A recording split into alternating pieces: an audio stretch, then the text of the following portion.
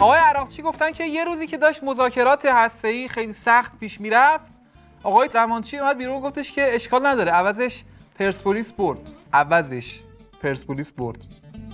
من میگم جدیدا مذاکرات خوب پیش نمیره، نگو پرسپولیس اوضاعش خوب نیست. اینا روحیه ندارن.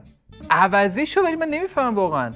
عوضش یعنی چی؟ یعنی درسته که ما رفتیم زیر تحریم‌های سازمان ملل، ولی به جاش یه سری از جوانهای همین مملکت 85 میلیون نفر آدم تونستن یه سری دیگه از جوانهای این مملکت که اونا هم جزء همینان که زیر همین تحریم‌ها رو ببرن.